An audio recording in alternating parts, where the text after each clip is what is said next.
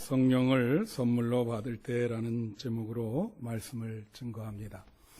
본래 사순절이라 예수 그리스도의 고난에 대해서 이렇게 말씀을 해야 되는데, 오늘 한 주는 제가 의도적으로 성령에 대해서 이렇게 여러분과 말씀을 나누려고 그렇게 했습니다. 왜냐하면 여러분 이제 세계적인 이러한 기독교 추세를 좀 아셔야 되는 게, 요즘 참 우크라이나 전쟁 1년 지금 넘어서 아직도 계속되고 있고, 또 세계적으로 코로나19가 끝나지 않아서 끝난 게 아니거든요. 사람들이 여전히 고통을 받고 있어요. 근데 이 어두운 시대에 하나님께서 인간의 역사를 주관하시고 섭리하신다고 하는 믿음이 있어야 되거든요. 실제로 하나님이 세계 역사를 이끌어 나가시는데, 지난 2월 8일에 이 어두운 시대를 하나님께서 위로하시고 격려하시는 그러한 큰 사건이 미국에서 일어났어요. 그게 2월 8일 날에 미국의 켄터키주라고 있습니다. 거기에 윌모어라고 하는 한 6천 명 모이는 그 작은 도시에 에스베리 대학교라고 하는 신학교가 있었어요. 그런데 2월 8일 날 이제 대학 채플에서 예배를 드리는데, 드리고 나서 한 절반은 가고 절반은 남아 있었는데, 그 사람들이 가질 않고 거기서 계속 기도하고 찬양하고 예배를 본 거예요. 근데 그것이 지속이 돼가지고 24시간 계속 찬양, 기도, 예배, 말씀 이렇게 하면서 무려 14일 동안이나 그런 일이 벌어졌어요. 그 소문이 이제 CNN에서도 특집으로 다루고 그렇게 하는 바람에 전 세계 기독교인들이 비행기를 타고 거기로 다 모여들었어요. 그래서 다 나중에 좀 더 부언 설명을 하겠지만, 한마디로 강력한 성령의 능력, 파워가 그 기간 동안 나타났습니다. 그래서 그것이 바로 이 지금 어두운 시대를 살고 있는 우리 사람들에게 하나님이 성령의 능력으로 위로의 메시지를 보낸 것이 아닌가. 사람들은 다 그렇게 생각하고 있어요. 그래서 이걸 한번 다뤄야 되겠다. 여러분 유튜브 보시면 다 나와 있습니다. 거기 켄터키 에스베리 대학교 이제 거기 나와 있는데, 그래서 이 성령을 우리가 선물로 받고 충만할 때 어떠한 일이 일어나는가, 그걸 여러분과 같이 나누고 싶었어요. 지난 주간에 이제 그런 생각이 들었습니다. 설교를 준비하면서. 그러니까 여러분, 오늘 본문 말씀은 잘하는 말씀인데 왜 한 절만 했냐? 이제 우리가 신앙생활을 기도생활이라 그러잖아요. 그런데 예수님께서 마태복음 7장 산상보훈 말미에 이 기도에 대해서 말씀하시면서, 구하라 그러면 주시고, 찾으라 그러면 찾아질 것이요, 문을 두드리라 그러면 열릴 것이다, 그렇게 말씀하시고, 이 세상의 아버지가 아무리 악한 아버지더라도 자식에게 좋은 것을 줄 줄 알거든 너네들이 구하는 것을 주지 않겠느냐, 그렇게 말씀하는 내용이 나옵니다. 근데 그것이 누가복음 11장에 그대로 또다시 누가가 똑같은 내용을 기록을 해요. 근데 우리가 그거를 공관복음이라 그러죠. 보는 관점이 똑같다, 그래서 공관복음인데, 근데 여러분, 성경을 우리가 열심히 공부하다 보면 어떤 묘미를 느끼는데, 이 마태복음 7장과 누가복음 11장이 조금 차이가 있어요. 똑같은 얘기를, 예수님 얘기를 받아 적었는데 차이가 있어요. 그리고 그 차이를 찾는 게 그게 성경 공부의 묘미입니다. 집에 가서 한번 찾아보면 두 가지가 차이가 나요. 하나는 뭐냐면, 마태복음에서는 뭐라 그러냐면 떡을 달라 그러면 돌을 줄 아비가 있겠는가? 또 생선을 달라 그러면 뱀을 줄 아비가 있겠는가? 그렇게 얘기했고, 누가복음에는 생선을 달라 그러면 뱀을 줄 자가 있느냐? 그 말은 똑같아요. 근데 떡을 달라 그러면 돌을 줄까? 그건 없고, 뭐라고 그걸 대체했냐면, 알을 달라 그러면 전갈을 주는 아비가 있겠는가? 알을 달라 그러면 전갈을 줄 자가 있겠는가? 그렇게 거기서는 기록하고 있어요. 그 다음에 이 두 예수님이 말씀하신 것을 기록한 마태복음과 누가복음의 기록의 두 번째 결정적인 차이는 뭐냐? 마태복음에서는 아비가 악하더라도 자식에게는 좋은 거를 줄 것이다. 모든 이 세상에 좋은 것을 줄 것이다. 그렇게 얘기를 하는데, 누가복음에서는 뭐라고 말씀하냐면, 아비가 악하더라도 자식에게 좋은 것을 주는데, 근데 그 좋은 것이 성령님이라는 거예요.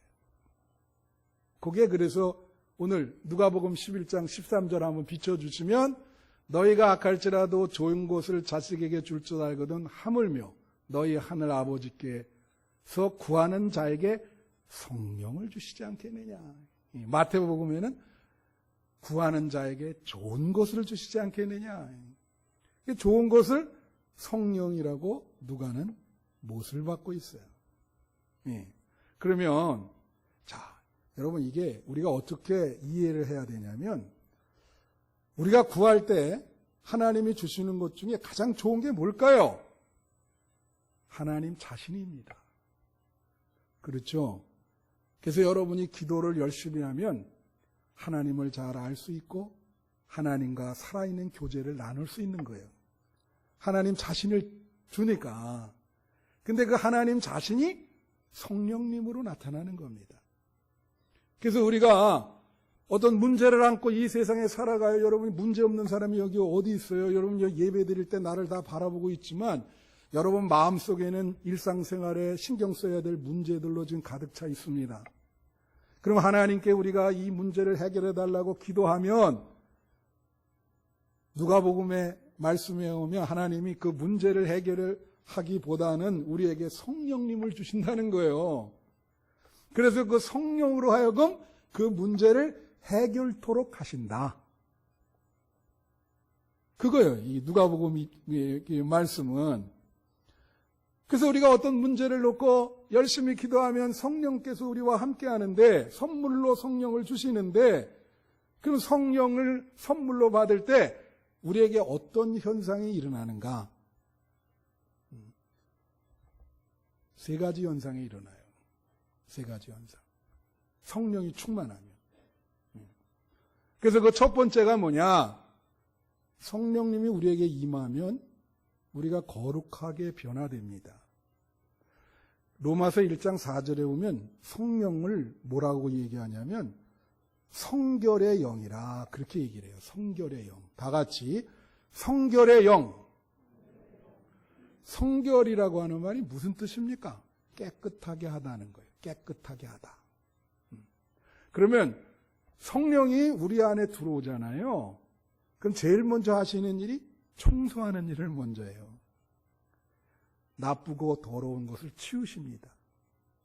여러분 삶 속에, 특별히 우리 마음 속에 이 어두운 찌꺼기들, 부정적인 생각, 불안한 생각, 나쁜 생각들, 이걸 다 치우는 거예요. 예? 그래서 우리를 깨끗게 죄에서 멀어질 수 있도록 그렇게 해주는 거죠. 성령님이 임하면. 여러분, 이 사람이 어떤 그 삶을 질서 있게 살아가나 그걸 보는 방법 중에 하나가 그 사람이 거하고 있는 방을 한번 보면 돼요. 그 사람의 삶이 질서가 없는 사람은요, 방이 엄청 어지럽습니다. 뭐 완전히 치우질 않아서 막 겉트기가 돼 있고, 그 심리학자들의 이론에 의하면 방이 그렇게 돼 있는 사람은 거의 90% 일상생활도 깨끗하지 못하다는 거예요. 마음도 그렇다는 거예요. 성령님이 제일 먼저 하는 일은 치워주는 일. 예.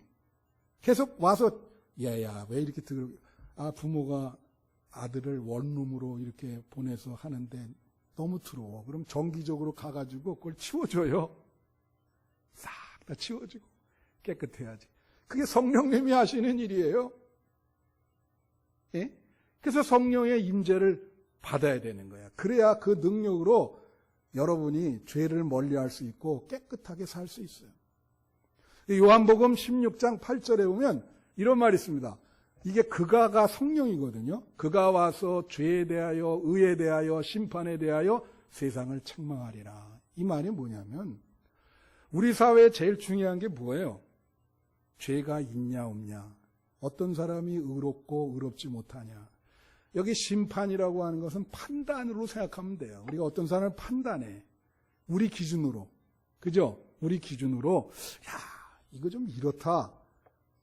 근데 성령님이 오시면 우리들이 왈가왈부하는 그 죄에 대해서 명확히 이것이 죄다 아니다를 딱 그어준다는 거예요. 그래서 그 죄가 깨달을 수 있도록 그래서 그것을 회개하고 치울 수 있도록 해주는 거죠. 여러분 신문 보세요. 지금 우리 사회에 거의 신문의 반 이상이 다들 뭐냐면 죄가 있다 없다예요. 아주 매일 그거 읽는 것도 전부 다 저 사람 죄가 있냐 없냐, 이 사람 죄가 있냐 없냐 그것밖에 없어. 그리고 인간적인 기준으로 보는 거죠. 그래서 우리 믿는 사람은 하나님의 기준으로 보는 거예요. 죄, 하나님, 성령님이 명확히 어떤 사람이 의롭고 의롭지 않다는 우리 인간적인 기준으로 모른다 이거예요. 하나님이 해주시고 판단하는 것도 똑같아요. 제가 고등학교 다닐 때 우리 친구 중에 둘이 아주 사이가 안 좋았어요. 심지어 우리 그때 제가 다니던 교회가 산에 있었거든요. 그러니까 산 그 바로 정상에 딱 이렇게 깎아가지고 딱 있었는데 밤에 거기 올라가서 둘이 주먹질하고 싸웠어요. 막 여기 터지고, 네? 막 아주 극도로 서로 막 미워하고, 네. 그러다가 어떤 목사님이 학생 부흥회를 왔어요. 그래서 부흥회를 하면서 막 설교하면서 성령 충만함 받아라 그러고, 그래 친구 하나가 막 기도하면서 쟤가 좀 나를 이렇게 괴롭힌다고 막 하소연을 한 거야. 근데 하나님이 뭐라 하냐면 걔한테 네가 잘못했다.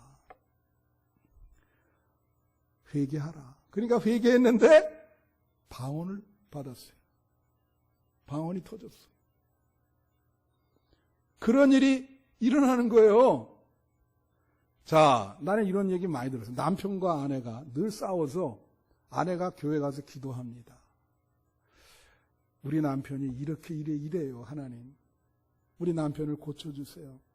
그랬더니 하나님의 응답이 네가 고쳐야 된다. 너가 또 잘못됐어. 네가 바꿔줘야지. 그렇게 응답이 온 거야. 그게 성령님이 하시는 일입니다. 성령이 임재하면 거룩하게 되고 또 회개하게 돼요. 우리의 죄를 비추시기 때문에 깨끗하게 된다. 그래서 성령을 선물로 받을 때 그런 일이 일어난다. 두 번째는 성령을 선물로 받으면 지혜로워집니다. 지혜를 받게 돼요. 지혜를. 그죠? 우리가 인생을 살아갈 때 삶의 문제를 해결할 때 지혜가 필요할 때가 있어요. 성령님이 우리에게 지혜를 주시고 아이디어를 주시는 거예요. 아이디어.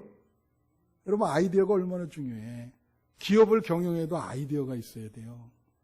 제가 설교 이제 아까 장로님이 그러시더라고 웃으시면서 이제 오후 예배가 돼서 설교를 하나 더 준비하셔야 되겠네요. 맞습니다. 그게 쉽지 않거든요. 예. 그래서 이제는 더 해야 되네요. 설교 준비할 때도 이게 안 풀릴 때가 있어요. 성경을 이렇게 해석하면서 그거를 배열을 해가지고 잘 지혜롭게 해야 되거든요. 기도할 수밖에 없는 거예요. 지혜를 달라. 아이디어를 달라. 이 말씀을 잘 쪼개가지고 어떻게 나 성도들한테 잘 먹일 수 있도록 아이디어를 주세요. 여러분 때로는 말이에요. 우리가 인생을 살다가 문제가 있는데 이 매듭이 안 풀려. 참 이거 어려워. 그럴 때 우리가 기도하면 성령님을 먼저 주신다는 거야. 그러면 성령님이 지혜를 주셔요. 그거를 잘 해결할 수 있는 지혜를 주셔. 그래서 어떻게 해요? 극복이 되는 거예요. 무슨 말인지 아세요? 성령님이 임재하면 삶을 살아갈 수 있는 지혜를 주신다. 야고보서 1장 5절에 보면 이런 말이 있어요. 너희 중에 누구든지 지혜가 부족하거든 모든 사람에게 후히 주시고 꾸짖지 아니하시는 하나님께 구하라. 그리하면 주시리라. 지혜를 구하라는 거예요. 그러면 성령님을 주십니다. 꾸짖지 아니하시는 하나님께 구하라. 그리하면 지혜를 주시리라. 여러분 우리가 기도해서 성령 충만함을 받지 아니하면 인생을 살아갈 때 자꾸 꼼수를 쓰게 돼요. 어떤 문제가 닥치면 말씀대로 하지 않고 꼼수를 쓰거나 편법을 쓰게 됩니다. 야곱이 그랬잖아요. 그 장자권 뺏기 위해서 얼마나 꼼수를 많이 썼어요. 물론 장자권을 뺏었지만은 하나님이 별로 좋아하지 않았죠. 성령을 충만하게 받으면 하나님이 꼼수를 쓰지 않아도 그 난감한 상황을 극복할 수 있는 지혜를 주신단 말이에요. 난감한 상황을 극복할 수 있는 지혜를 주신다고. 성령님이 함께 하시니까. 예수님도 그런 말 했어요. 마태복음 10장 18절부터 20절 보면 예수님이 그랬어요. 나를 믿어가지고 불이익을 당해서 잡혀갈 수 있다. 그러면 이제 취조를 당하잖아요. 말을 잘해야지 말을 잘못하면 그게 또 꼬투리가 되지. 그죠? 또 같이 예수 믿는 사람도 잡힐 수도 있고. 그러니까 여기 보면 뭐라고 얘기냐면 마태복음 10장 18절 20절에 보면 또 너희가 나로 말미암아 총독들과 임금들 앞에 끌려가리니 이는 그들과 이방인들에게 증거가 되게 하려 하심이라. 19절 너희를 넘겨줄 때 어떻게 또는 무엇을 말할까 염려하지 말라.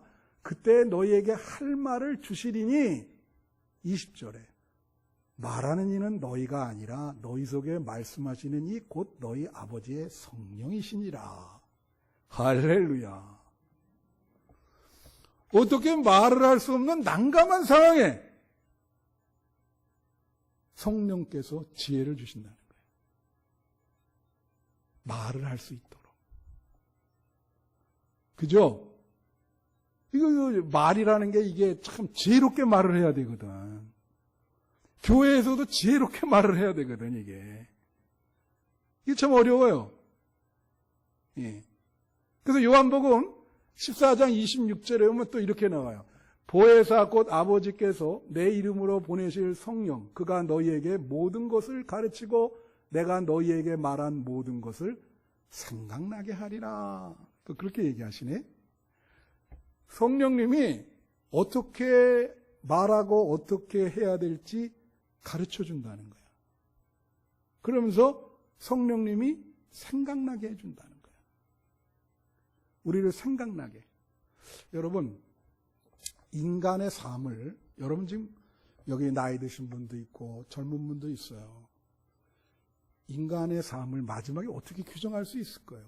결국은 여러분이 기억하는, 기억되는 삶이 여러분의 삶인 것입니다. 인간의 삶은 기억이라고 하는 게 굉장히 중요해요. 그래서 놀라운 거는요,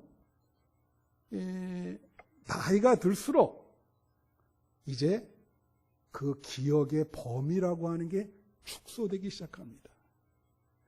오늘 우리 집사람이 내가 이제 아침에 이렇게 아침 먹으면서 하는 말이 또 뭐라고 얘기하냐면, 여보, 이상하게 단어가 생각이 안 난다? 늙어가는 거예요. 집사람한테 그런 심한 말을 하려다가 그냥 마음속에만 뒀는데, 단어라고 하는 게 명사잖아요. 늙어가면 명사가 잊어먹어집니다. 이름, 특별히 고유명사도 잊어먹어져. 그래서 내가 단어가 잘 생각 안 난다. 늙어가고 있구나. 그 말은 뭐냐면 기억의 범위, 이 스코프가 줄어드는 거예요. 그래서 이게 심하게 줄어든다. 기억하는 단어가 몇 개밖에 안 돼. 그러면 치매에 걸리는 겁니다. 중요한 거예요. 예. 그리고 생각난다. 생각이 나야 돼. 근데 여러분, 사람이 말이야, 마음의 행복, 어떤 사람이 참 저 사람 마음이 행복하다. 기억의 문제에 있어서 마음이 행복한 사람의 특징이 뭔지 아세요? 그건 뭐냐면, 우리가 살다가 나쁜 경험을 하는 수가 있어요. 응? 그런 거는 빨리 잊어야 됩니다. 근데 빨리 잊질 않고 자꾸 강박적으로 계속 떠올라. 그래서 심리적인 문제를 발생케 하거든요. 그러니까 잊어먹어야 될 나쁜 경험은 빨리 잊고, 그리고 반드시 기억해야 될 게 있어요. 좋은 경험. 그거는 기억해야 돼. 그렇죠? 그런데 만약에 잊어먹을 것은 잊어먹고 반드시 기억할 것은 기억하면 그 사람은 마음이 평안해요. 행복해요. 이 반대가 되면 심리가 복잡해지는 거예요. 그냥 잊어먹어야 되는데, 내려놓아야 되는데 잊지를 못해. 항상 떠올라가지고 마음을 괴롭히네. 실제로 기억해야 되는데 그건 또 기억을 못해. 그럼 어떻게 될까요? 마음이 불편하지. 성령님이 함께 하시면 오늘 뭐라 그래요? 모든 것을 생각나게 하리라. 이 말은 좋은 것을 생각나게 하겠다는 거예요. 좋은 경험을 생각나게 하겠다.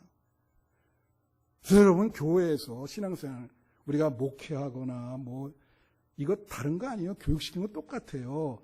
뭐냐면 성도들이 교회에 와서 좋은 경험을 하게 하는 겁니다. 오늘도 식사하면서 잔치잖아요. 좋은 경험을 하게 해서 좋은 것을 기억하며 살 수 있도록 해주는 거예요. 여러분, 과거 기억이 어떠세요? 네. 어느 정도 기억하고 또 어떤 것을 잊어먹고 계십니까? 한번 생각해보고. 성령님이 함께 하시면 지혜를 주신다. 마지막 세 번째로 성령님이 함께 하시면 능력을 주십니다. 네. 능력을 주세요. 이거 사도행전 1장 8절에 뭐라고 나오죠? 오직 성령이 너에게 임하시면 너희가 권능을 받고, 다 같이 따라하세요. 너희가 권능을 받고, 네. 성령이 임하면, 이 권능이라는 건 뭘 말하냐면 파워예요. 힘, 본능. 성령이 임하면 뭘 준다? 힘을 준다. 파워를 준다. 파워를. 예? 그래서 여러분 역대하 16장 9절에 오면 여기 보세요. 이런 말이 있어요. 여호와의 눈은 온 땅을 두루 감찰하사 진심으로 자기에게 향하는 자들을 위하여 능력을 베푸신다. 그러니까 하나님의 눈이 말이에요. 지금 누가 나에게 진심으로 간구하고 나를 찾고 구하는가? 하나님의 눈이 지금 그걸 여러분을 본다는 거예요. 그래서 여러분 마음에 나를 진짜 간절히 구하는 사람이 있으면 하나님이 그 사람에게 능력을 주신다는 거예요. 이건 여러분의 마음이 얼마나 간절히 간구하느냐. 그럴 때 하나님이 성령의 능력을 주시는 거지. 여러분, 우리가 이제 내가 일부 때도 얘기했지만 이제 시대가 많이 바뀝니다. 속도가 더 빨라질 거예요. 저는 어렸을 때 저 텔레비 처음으로 만화방에 가서 10원인가 주고 봤거든요. 시대가 뭐 이 장로님들 시대는 더하죠. 너무 격변하는 시대를 지금 하고 있어. 어떤 분이 얘기하기를 이제는 스마트폰을 이 귀에다가 여기다가 이렇게 달고 다니는 기기가 나온대요. 미래에는 다 그렇게 될 것이다. 제가 왜 이런 말 하는 거 아니?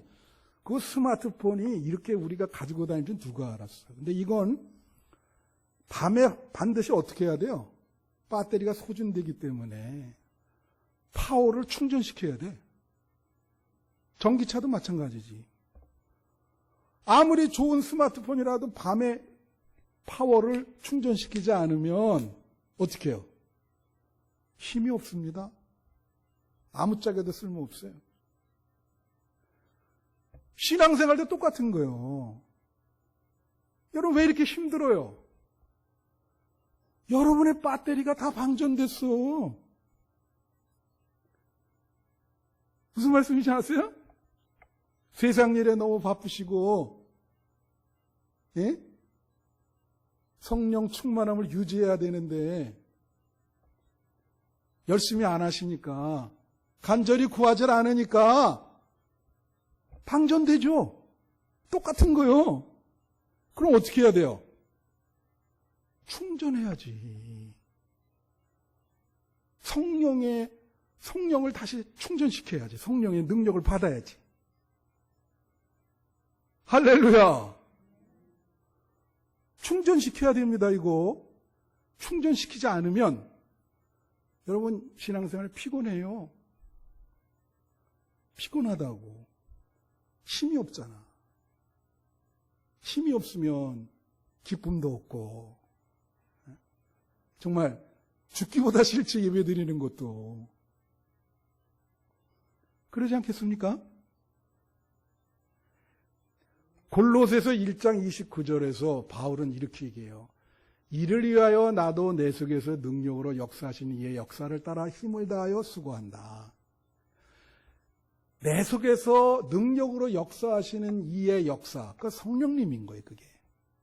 그 성령님의 힘을 받아서 힘을 다하여 수고한다. 이건 자기 힘이 아니죠. 신앙생활 자기 힘으로 한다면요, 시험 들고 쉽게 지쳐요. 교회 와서 하는 봉사가 많아요. 오늘 장로님 기도했지만, 그죠? 청소도 하고, 이제는 식사도 준비해야 돼. 어저께 3분이 와서 준비하는데, 야, 이제 이 시대가 또 왔구나. 얼마나 힘들어. 성가대 찬양해. 이거를 성령을 받지 않고, 성령님의 힘, 하나님의 힘으로 하지 않으면 힘들다고. 시험에 들고, 지치고. 그렇죠? 헌금하는 것도 마찬가지예요. 늘 말씀드리지만 성령이 주시는 힘으로 안 하면요, 헌금 1,000원 하는 것도 아깝습니다. 내가 왜 이걸 해야 되는지. 믿음이 없기 때문에 그래요. 믿음이 없기 때문에 11조 하는 거, 이거 아깝죠. 믿음이 없기 때문에. 하나님이 채워주신다고 하는 그런 경험이 없어. 믿음이 없어. 그러죠. 그래서 교회에서 일을 할 때도 성령이 주시는 능력으로 일을 하셔야 돼. 자기 힘으로 하면 소진돼요. 배터리가 방전됩니다. 방전돼요. 그걸 다시 충전시켜야 되는데 기도를 통해서 충전이 되는 거예요. 성령이 힘을 주시는 거죠. 제가 조선일보 지난번에 조용원이라는 사람이 있어요. 이 사람은 영성학자입니다. 근데 영성은 기독교 영성만 이렇게 연구하는 분이 아니고요. 다른 종교 뭐 다 연구하는 분이야.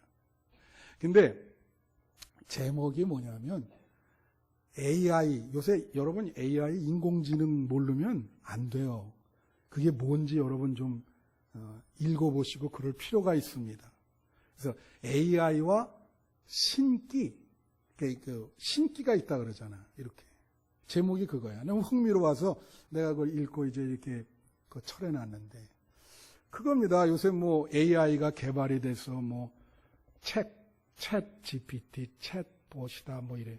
그게 말이에요. 그게 무슨 미국에서 의사 시험을 쳤는데 합격했어요.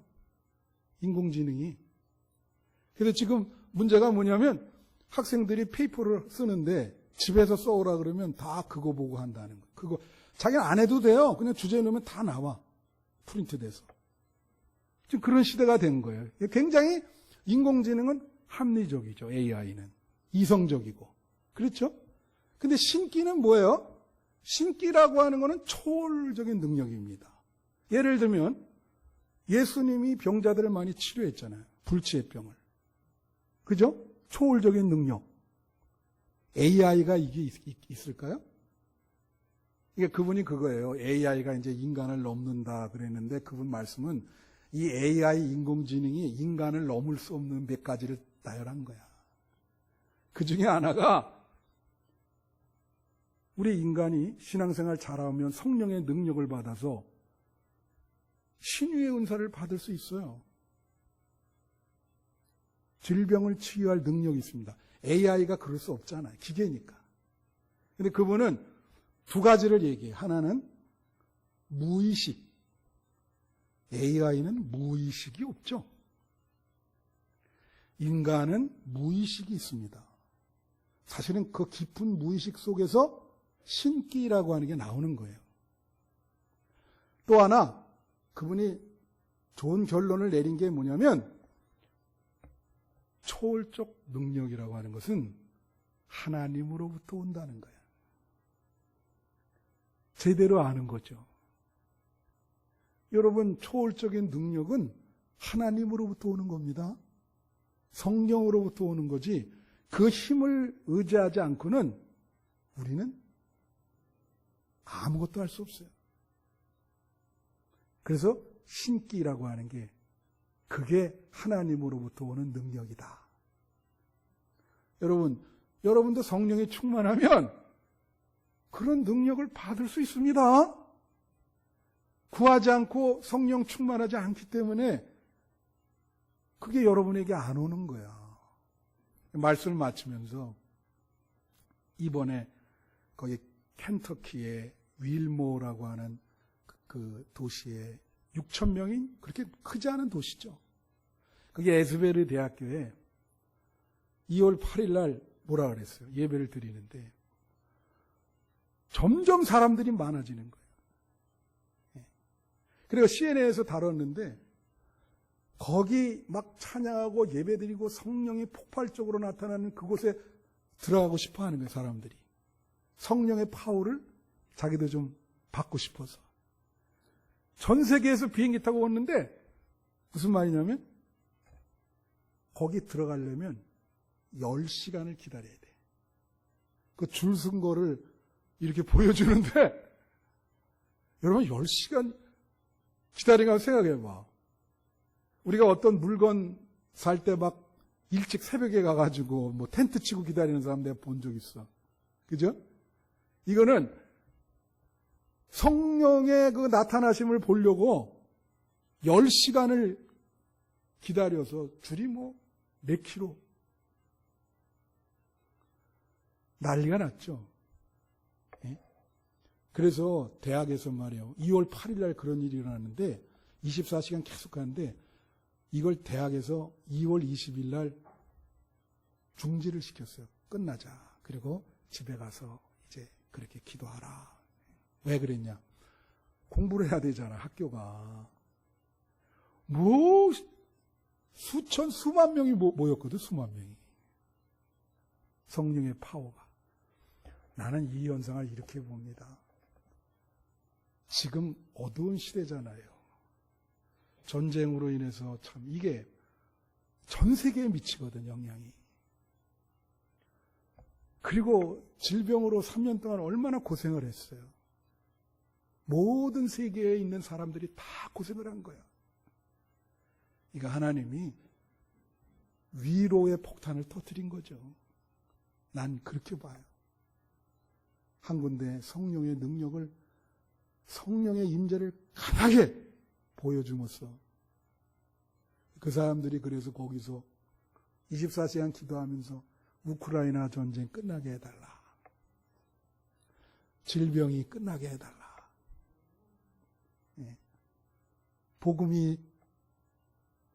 복음의 빛이 이 어두운 시대를 비추게 해달라. 그거 기도한 거예요.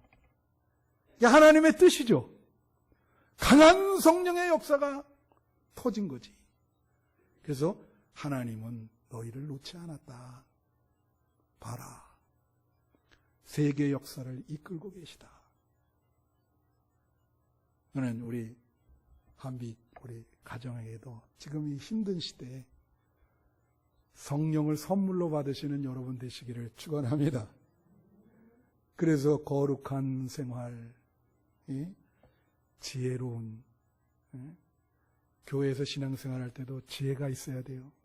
그리고 능력을 받아서 이 힘든 시대를 믿음으로 극복하는 여러분 되시기를 축원합니다.